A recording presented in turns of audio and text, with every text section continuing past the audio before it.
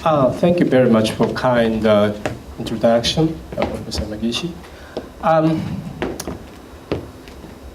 I feel a little bit strange being here today because I'm not. Well, I'm myself is a practicing designer, but at the same time, I was born by chance at this temple and grew up in this temple, and now I'm in charge of mostly the management side of the temple itself, and including the tourism management and also the conservation and preservation of or restoration of the cultural heritage we have in Byodoin. And today I'd like to introduce a series of projects we have done for last quarter of a century since I get into the management of this temple. This is the image of Hodo, the Phoenix Hall, right after the major restoration was completed 3 years ago. The history of this temple has been the history of its restoration. This is the remark, our statement of my grandfather made almost 50 years ago, because he did extensive research of the historical documents of the temple and found out that most of the records we have is about the restoration. And just take a look at the location of the city of Fuji, in which the Byodoin located. Here is in Fuji. I think now we are here somewhere around the northern part of the Kyoto basin, and Fuji is here. And the Biwako Lake, that is the biggest freshwater body of water in Japan, and natural river is coming down. Setagawa River is coming down through the mountains and valleys and coming up again to the southeastern corner of the Kyoto Basin. And this is a view taken from the Fuji Bridge, one of the oldest bridges in Japan, and looking upstream. And because of these mountains and water, produce a very, very rich environment for probably very appropriate for the people in 1,000 years ago, mostly from the aristocracy in Kyoto, and they have a villa or a retreat, because the distance from the palace to Fuji is 1 day trip, probably, by gisha, cow pulling some cart or something like that. And this is a close look at the location of the temple, and also we have another World Heritage Site in the town, which is the Fujigami Jinja Shrine, which is a guardian shrine of the temple. So both of the wooden structure are constructed almost at the same time. And this is a kind of imaginary or a computer-generated image which we have produced based on the documents. And now, originally, the area of precinct of the temple was probably 5 or 6 times as big as it is now. Most of the western part was burned down during the war, like a 13th and 14th century, near Nambokcho period, or the War of Onin no Ran. This is a very close, brief history about the temple, because the temple was built for the family kind of institutions, or family temples, or Fujiwara clan. That's why after the declining of the Fujiwara family, I think the temple suffered very, very hard time.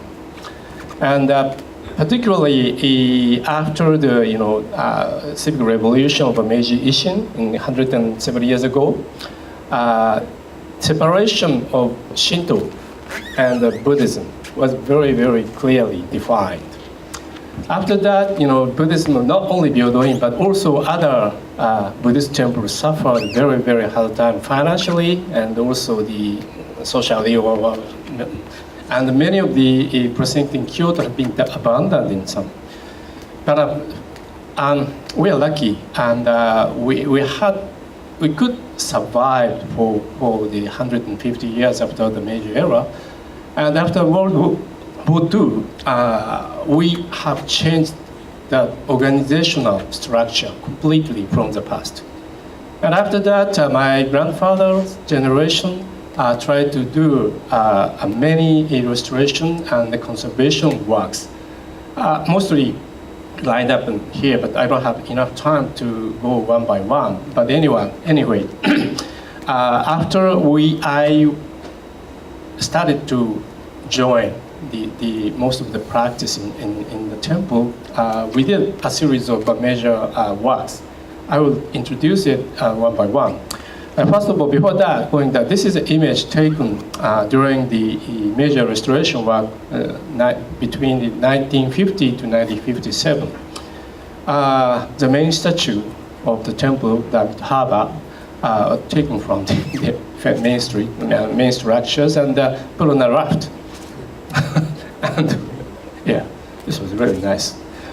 But the condition was so bad right after the World War II. The corruption and the decay of the wooden structure, wooden parts, mostly at the edge of the eaves of the roof. And so that we had to dismantle the entire structure of the main hall of Phoenix Hall, and reassembled it with using the many new parts, but mostly using old parts. And this is a view taken right after the major construction restoration work completed in 1957, which is the year I was born, actually. And this is a present time kind of overview of the entire precinct of the temple. There is a Phoenix Hall here. We have two sub-temples. So the Byodoin is composed of the two sub-temples. And each of these used to belong to different sects, which is very rare in Japan. And this is the organizational structure right after the World War II, before starting the major restoration work. As I said, the Byodoin itself is occupied by two different sects. One is the Jodo Shu, and the other is Tendai Shu. But probably this structure is not appropriate for the future protection of cultural heritage, because these branch temple will be controlled by the head temple or head organization of each sect. So that my grandfather's age, we decided to be independent and create the one solid independent, organizational, or I would say religious corporation, so to speak, and being independent and controlling for ourselves for everything. But which means we will lose the solid resource of revenue. That's why we needed to turn the entire temple to be a completely or mostly tourism oriented, to get a support from the general public. That's the things. And I would like to introduce a series of the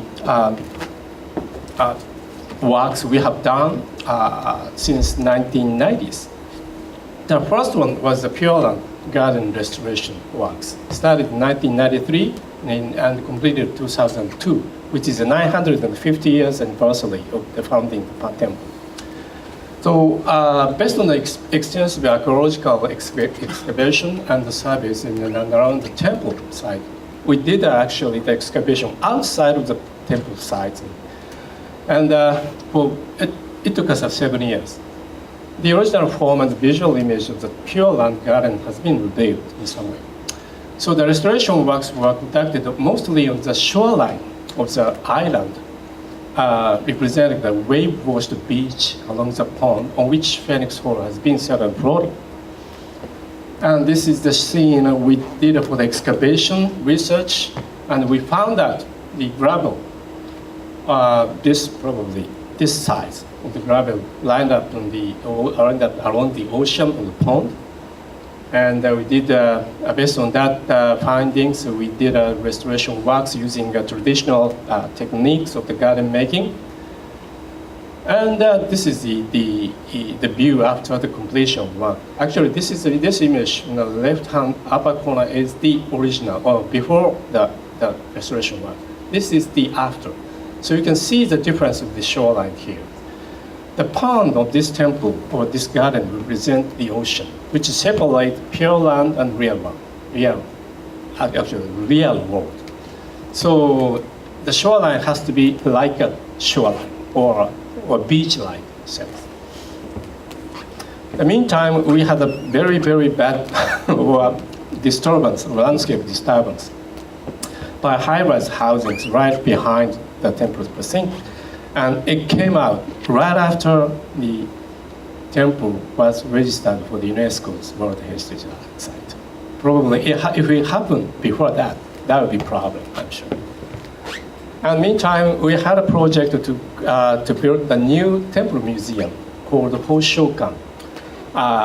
It was supposed to be the kind of memorial project to celebrate the 950 years of the founding. So anyway, in order to prepare appropriate environmental conditions for the protection and the exhibition of the cultural heritages, a new museum has built in the precinct of the temple, within the precinct of the temple. That's important. And according to the result of a visual analysis to avoid conflict with historical landscape, the entire architectural volume was set in the hillside of natural topography. And visitor circulation system enhances the visual experience, very connected from the outside garden experience and the inside of the museum experience could be connected directly and making one sequential experience. And this is the plan view again, new museum set here, and the high-rise building or high-rise housing could be seen in this direction. This is a model built right after the design development stage is being completed. Of course, myself worked on this.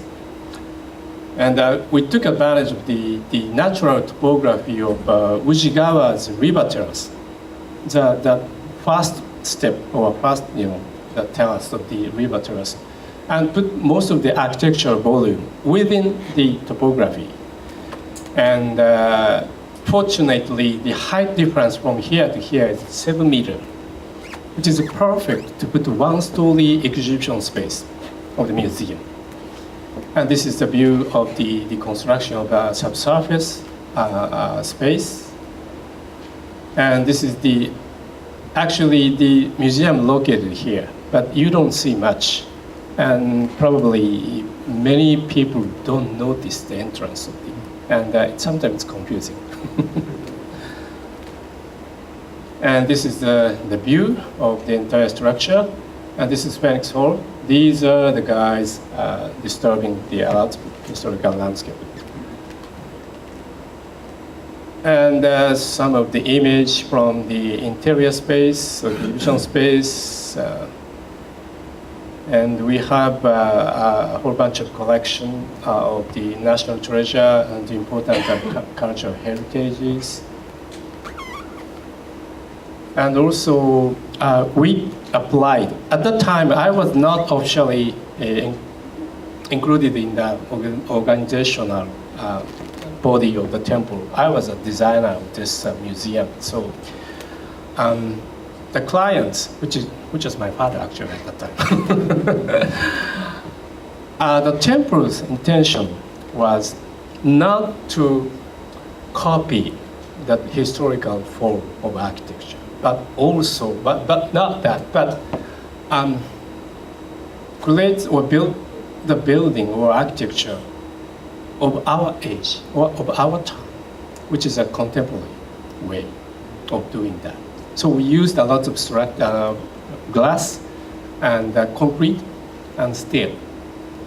But I tried to the upper part of the structure as transparent as possible to avoid the kind of presence or physical presence of the structure on the hilltop areas.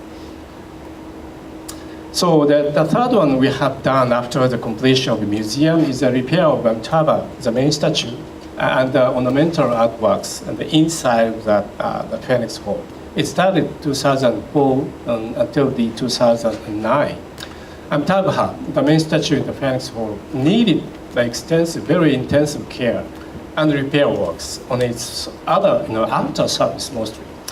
After having been exposed to the air for several hundred years, actually the surface was in really bad condition. And the other statues and the ornamental artworks also to be repaired, including the 52 saints on cloud, and fine open work of the umbrella or canopy of the statue of the Amitabha, and on the ceiling, also the podium with lotus flower petal and the halo. It's a backdrop of the statue of Amitabha. And also we did a three-dimensional scanning of artworks and provided a series of digital data for modeling and rendering, which makes visual simulation and visual reality creation possible. And this is the view of the inside of the Phoenix Hall. Or before the repairs, actually the gold leaf or gold coat is really bad condition. And this is a kind of scene taking the flower petal on the podium of the statue. It's also carved out from the wood. And this time, we didn't use any raft.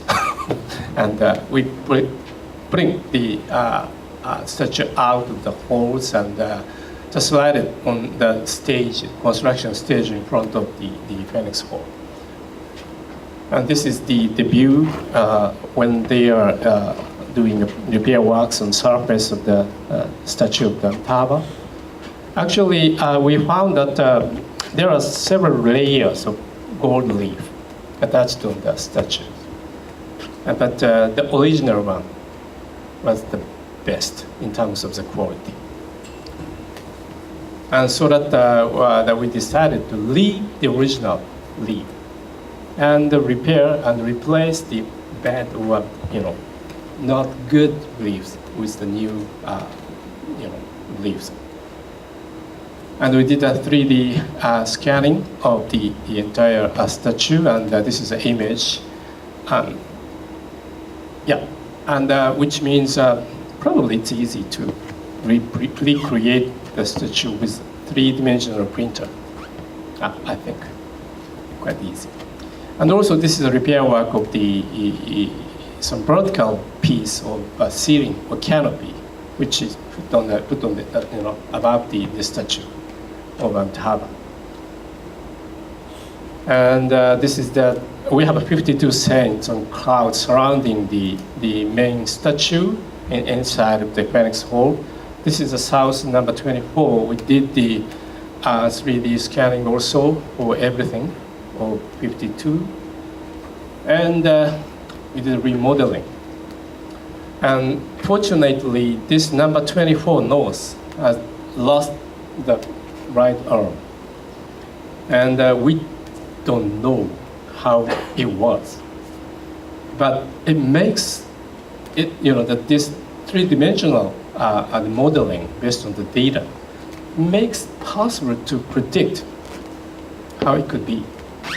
And this is the kind of one of the assumption.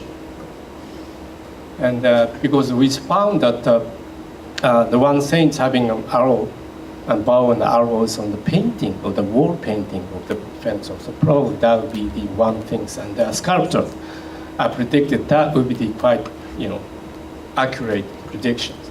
Also, we did the several modeling of the out of 5. Actually, we did a 7 out of 52 for this modeling, and also the rendering to create the actual image, original images.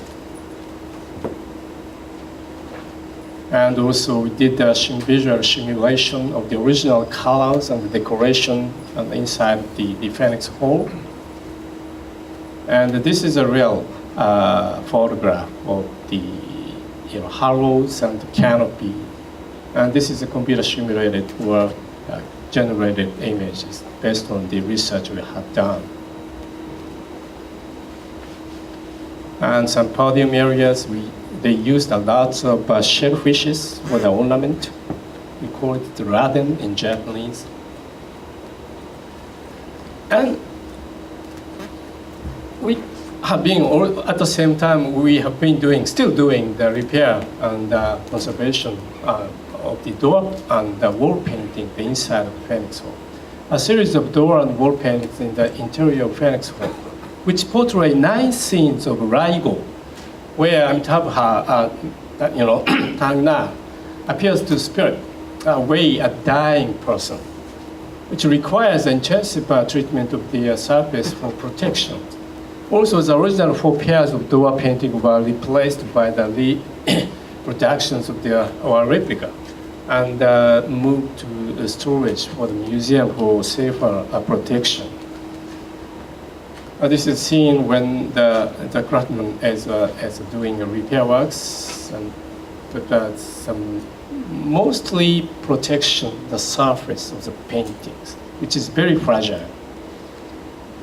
And this is a replica and reproduction based on some optical analysis of the surface of the paintings. And also during the repair works of the main statue, the area was all vacant, which means we could see the door painting or wall painting right behind the statue. And we did the research and survey of in detail. Otherwise, it's impossible because there is only the 30 centimeter space between the house and the back wall. And lastly, we did the restoration of the main structures, the Hodo or Phoenix Hall, started in 2012 and lasted 36 months. Major restoration works for Phoenix Hall included wooden works of overall structures, architectural structures, and coating its surface with original painting materials. A replacement of roofing tiles by those of the original design, and some repair works for the metal ornaments too. The original color and its primary ingredient of the painting material of the surface on the entire wooden structure were identified through the chemical, not really the chemical, mostly the optical analysis of the residue or found on the original roofing tile and wooden parts. This is a view of the Phoenix Hall, but before the restoration work started in fall of 2012. And construction stage is quite delicate, quite difficult because most of the area designated to the World Cultural Heritage, and it's not allowed to us to destroy that by putting a concrete base or concrete footing. That's why this light structure using a timber is the only way to set the construction stage around. And this is a view before the roof and sheet are put on, just like a cage, wooden cage. So Phoenix means Phoenix, bird. So we call that Phoenix or birding cage. And after putting a roof and the sheet, the entire image disappears. And this temple is completely visual-oriented temple. So after that kind of operation, the number of visitors decreased drastically. Usually, before that, we have like around 1 million annual visitors on temple. And during the construction or during repair or restoration work, we have only 300,000, which is quite a small number.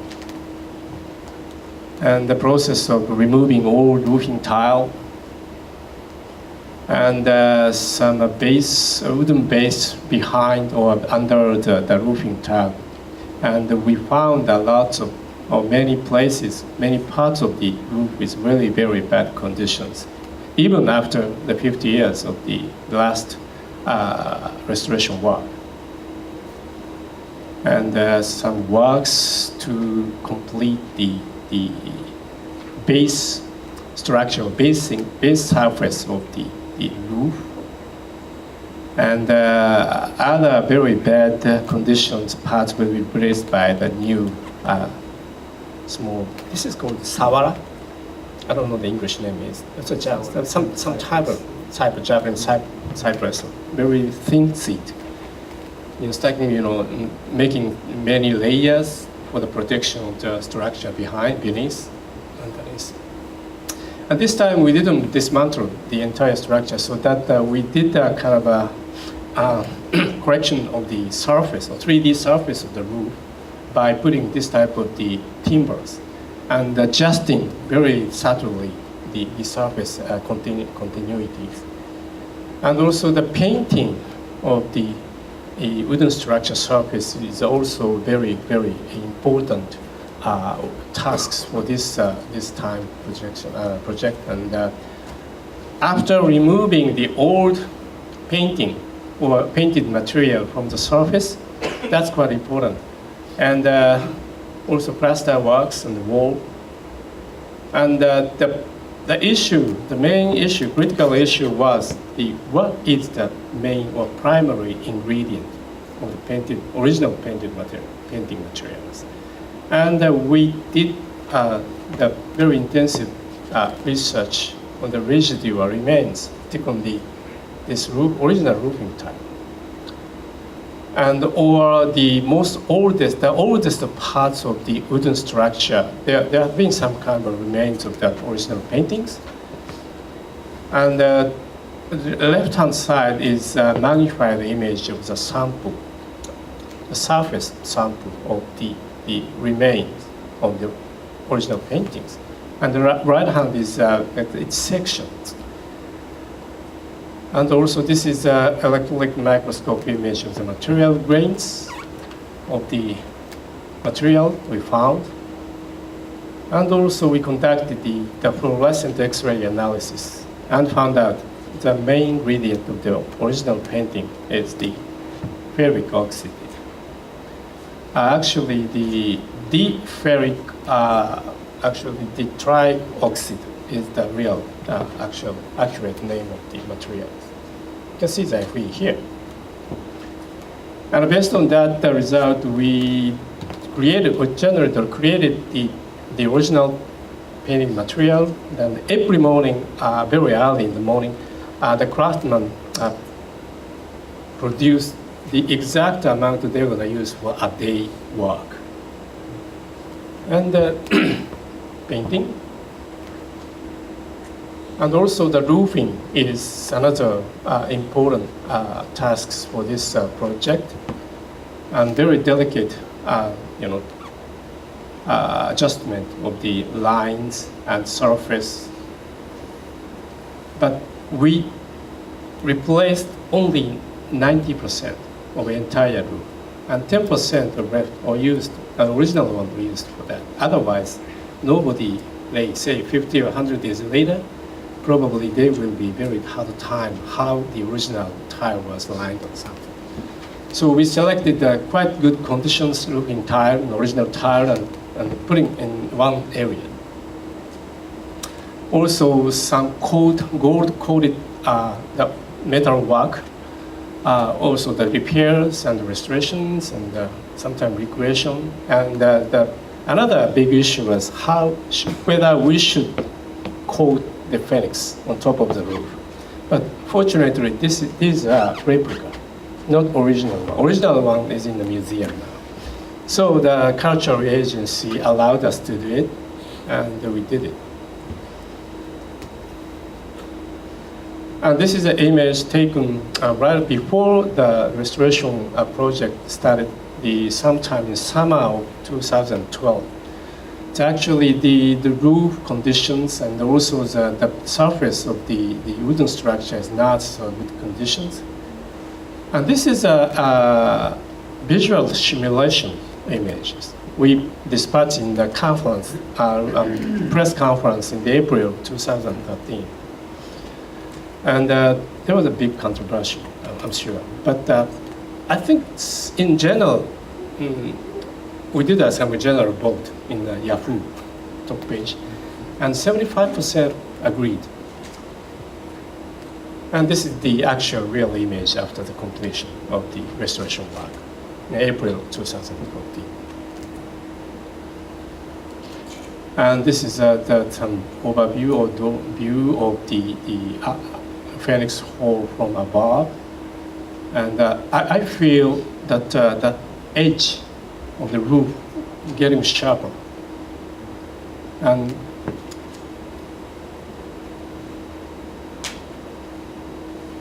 using that painting material, it's when you see that in the daytime, like afternoon, having a sun on behind, it looks like a very brownish red. But early in the morning, the sunlight hit at very low angle on the surface or facade. It turned to be a very bright orange color. That kind of change of the color, even though in the same material or same color, because of the natural light effect all day long, probably that will be the kind of scenery that the people in 1,000 years ago actually wants to observe, I would say. And I think compared with the contemporary human being, or just like us, with using a lot of artificial light, the people at that time had more sensitive to that subtle change of light conditions, I'm sure, season to season. And this is the changes the number of visitors since 2001, which is the 21st century. We started like 800,000, no, actually 800,000. Before that, just almost the same number we had. It continues until the year of 2008, which is the tale of Genji, the millennium time. Because the Fuji is very famous for Fuji is the stage for the last 10 chapter of Tale of Genji. So we have lots of visitors, and that time almost reaching 1.2 million. And we have a great earthquake Japan, on the east, Japan earthquake here, but the number didn't decrease. But during the restoration of Phoenix Hall, it's drastically dropped like this. But during that time, we did kind of a public relation, information dispatch, and also the promotion of the new structures using a lot of communication medias, and high up the 1.7 million at the time of 2014, and declining gradually, but probably this year it's going like 1.6 again. We have a lot. But I'm not saying this is unquestionably good. I don't think, because if we have too many visitors in the garden or in the precinct, it will disturb the atmosphere. Most people want to experience it. So it's really difficult to control. And but on the other hand, we tried to have visitors not so many at one time. Hopefully, all day around, we like to almost the same number of visitors, which will be pretty nice to have. So we do lots of display of attractions, mostly flower and red leaves. Or we do some special night visit. Actually, a week ago, we ended the special night visit for open to public, 9 days only. I don't know, we don't know yet which will repeat that next fall or not.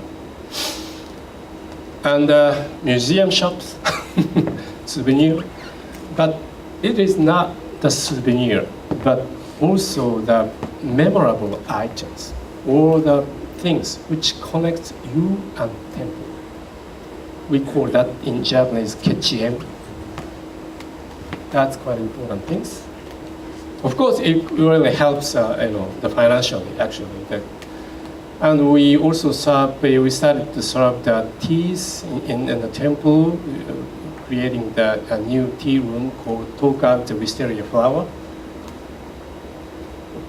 And after completion of the major restoration works, a series of restoration works, we have started to go outside the precinct or of the temple and to do something for the town. And because we have, as I said, we have another a World Heritage Site across the river, and we also have the Tale of Genji Museum, and the town is very famous for the tea production, green tea productions, and everybody loves it. So the promotion and development of tourism is also the quite important things. So actually, what we have done for last a quarter of century is a kind of preparation for the next millennium. And to achieve this goal, I think bridge which connects the culture and the science is definitely needed. Thank you very much.